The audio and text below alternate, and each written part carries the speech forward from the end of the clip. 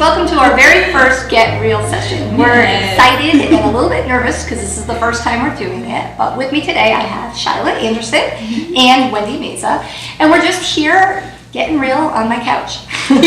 We have been praying and seeking the Lord for new direction for Women Get Real because we really feel that the Lord has been stretching us to reach you in a different way. And so this is where we ended up. We really want to connect with you. So our hope is to be offering more video sessions with you where we can talk about some of the issues that all women deal with. Our heart is really about women. We're about walking this walk together. The world would tell us that we're competing with one another, but we really feel that there's a sisterhood among us and that we really need to be supporting and helping each other through. And so that's really the heart of Women Get Real Ministries, is to support one another, to bring us through some of our best times and some of our worst times, and to point you to Jesus all along the way. Right. I like in this setting too. I didn't mean to interrupt you. But we're kind of like girls having some coffee together, having some tea, just laying back and relaxing and chit-chatting, just like we want to chit-chat with you. Yeah. Just cool. Casual. Exactly. Relax. Exactly. Our heart is really to know you a little bit better through your comments. We've read your comments. We asked you some of the things that you were interested in, and we were trying to talk, and we kind of just divvied them up and kind of surveying our life and seeing, who could best address those issues, which one of us has kind of walked through that season most recently, and kind of what our experiences have been. So we hope we answer you, and we thank you for commenting. And we're also going to just talk about some of the things going on in our life. Because it's not easy being women, and we have a lot of pressure on us. We're moms, we're sisters, we're daughters, we're wives, and we're out in the workforce, and we have a lot on our plate. So it's nice to have a sisterhood around you that can come with you in this journey. So the first comment or question that we had out there was about bitterness and resentment. And Wendy, when we were talking before, you said that might be something that you can share a little bit about, that you kind of walked through a little season in your own life. So what are your thoughts?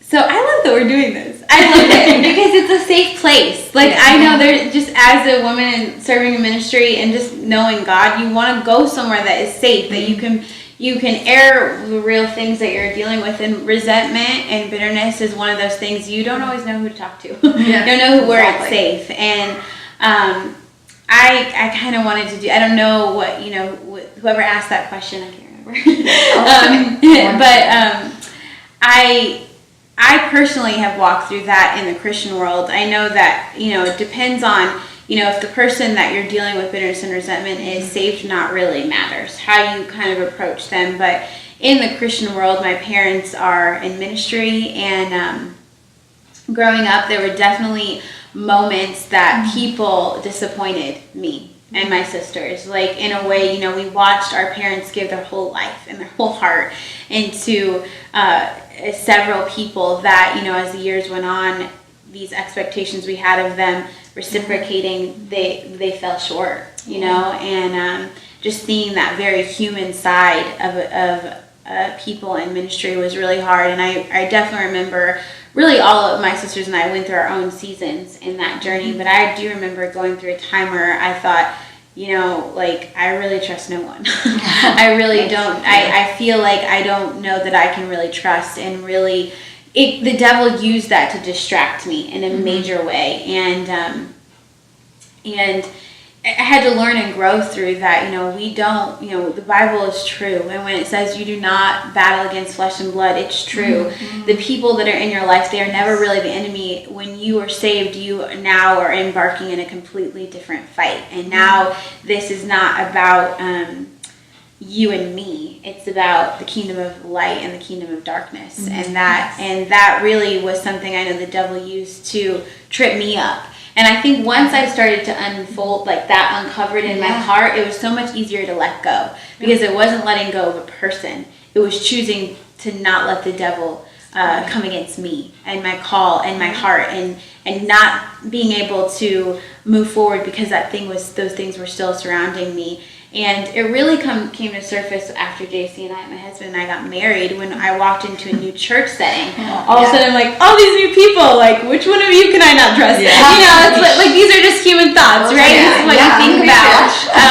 And it really was like I it's not about trusting people, it's about trusting you. And if I trust you, I can walk through anything with a human being. And so I guess that's really my advice, is to remember who you're fighting against. What are you supposed to do with difficult people, though? Just kick them to the curb? Yeah. Like, Get out of here, I don't want to deal with you. You don't do it anymore. I think that's a really good question. I think that wisdom, asking God for wisdom, knowing what people should be in your inner circle, and and how to have boundaries. I think I learned that kind of the hard way. I learned that some people in life you can't. There's some people you're not going to be able to kick out of your life. I mean, let's be honest. That's just the truth. Yeah. But there are ways that you can put boundaries around your life. How much information you give them, how much information you let them give you, what kind of settings you put yourself in that can protect you, but also protect them. Because bitter sin doesn't just affect you; it also affects that person. So I learned that definitely the hard way, is that I can't always kick them out of my life, but I can control the way that I allow them in my life, and vice versa. You gotta be careful that they don't rub off on you too. I always worry if I'm with the people that are difficult, I don't want to ending up like them. I don't want to be a difficult one. Sometimes they rub off on me, and then I end up being the edgy, complicated, crabby one. So that's true. It's good. It's really good. Excellent. So one of our other comments that we got was about waiting on God. Mm-hmm. This particular woman has been waiting on God for a lot of different things, and I think we all can relate. Every prayer we toss up to heaven. Sometimes we see an instant answer, and sometimes God asks us to wait. So, Shiloh. I think at all points in our life, we all end up in God's waiting room. Yeah. And that's one of the most difficult places to be. It is hard to wait on the Lord. And something that I've personally learned from this is that I can't always control every situation. I'm a mom and a wife, and I like to control. Hey, you do this, and you go here, and you do this. And that, for me, I feel like when I can control things, everything will go as planned. Right. And when we're waiting on the Lord, it's not always about us. Yes, right. I think it's giving up that control and surrendering to Him and trusting in the Lord. And I think a lot of times when we're waiting, we're trying to do things in our own strength, and it's not going to happen. Mm-hmm. So for me personally, when I surrender to God, plant the seeds and do what you can, but then step back and just trust God and know that He's going to finish what was started. I love that. I that's gold. Because if you really do apply it to your life, it changes everything. It's not easy. No, it's not. Especially being and a you have control to freak. keep I would say type A personality. No, it's not really hard easy. time. And you know what the thing is, and here's where I struggle, and I'm going to be a little, transparent here, is that, so I've been called a very organized person, a planned person. I've got my fun agenda for vacation. Fun agenda. You don't do Disney without a fun agenda. But either case, when I wish I was joking.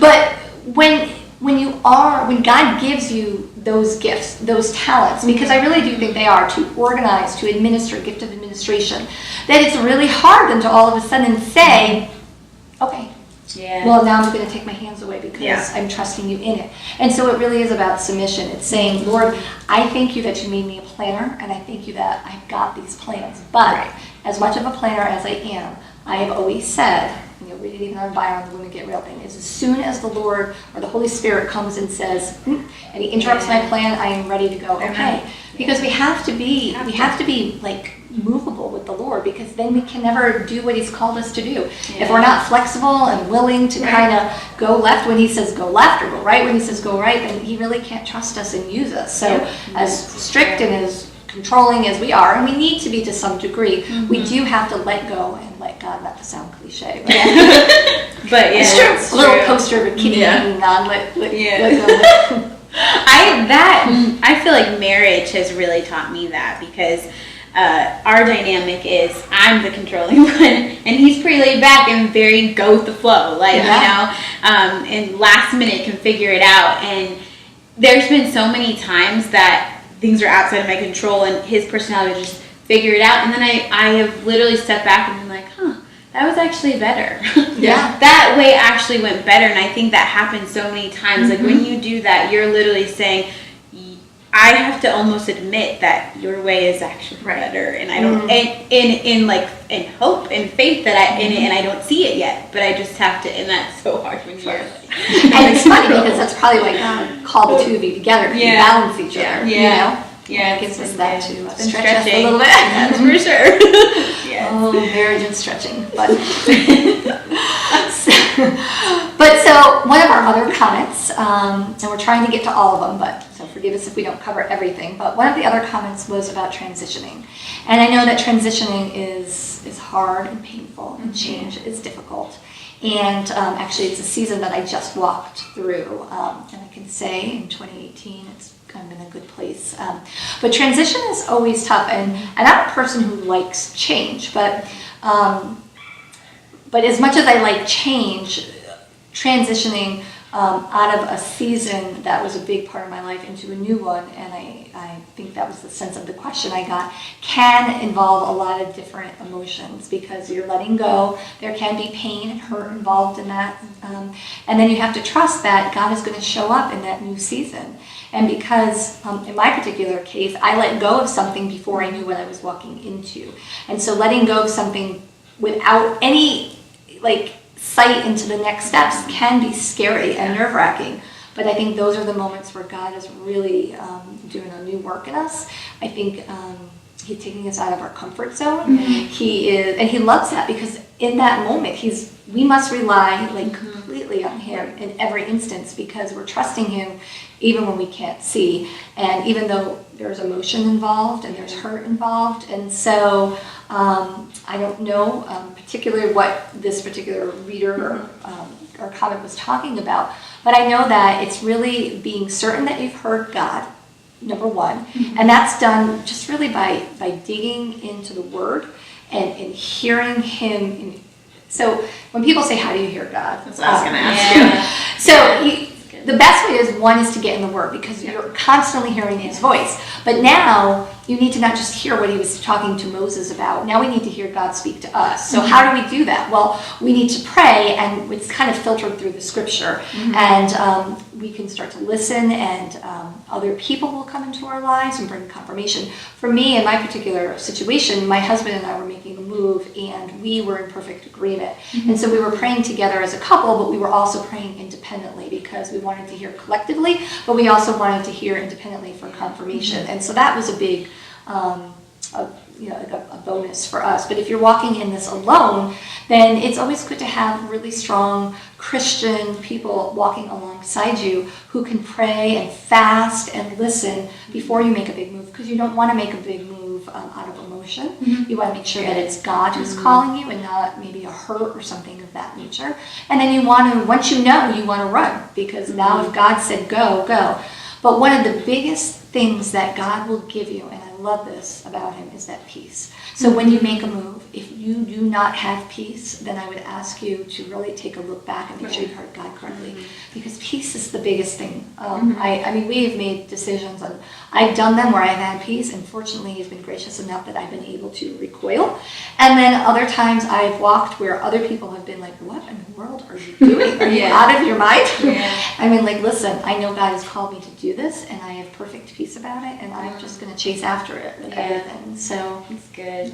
I think it's also important to remember that peace isn't a feeling. That's right. Because that is something, especially as women, right? Because Emotions. we can know in our heart that this is exactly what God wants us to do, but then situations can pull on our heartstrings and make us like, oh my gosh, that's right, I'm totally wrong, it made a horrible decision. And I know, I kind of love that question because we've all kind of walked through that or walking through it. And so I know when my husband and I got married, transitioning out of my home church, my parents' church, and into a new place, that took time for me to hear from the Lord. And even when I did know, there was months of a battle. And it wasn't that I didn't know that it was God's just like this is what Yeah. God said to do. I did know. I heard it very clearly one day. I heard it very clearly, but the emotions were still a fight. So right. I guess I think that just comes with experience and time. But that's true. Like peace is a knowing. Peace is a person. Peace is not a feeling. That's right. And so your That's feelings right. may change, but the Prince of Peace is who resides with you. And That's if He excellent. says Yeah. it, then that's true. Right. That's the truth. And your feelings will eventually They will kind catch of up. follow Yeah. suit in time.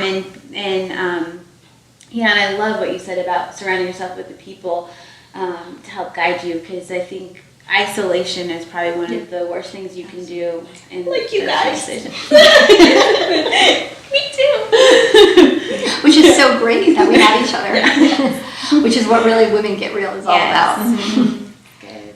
Supporting one another, not competing with one another, loving one another as they are, helping us along in this journey. Because I know we all have, everybody thinks like, oh, you're in ministry, you must have it all together, and no problems, and everything just so smooth. It's so not the case. Complete wreck. So not the case. And I think there's something powerful about knowing that somebody's walking that walk or has walked that walk before you.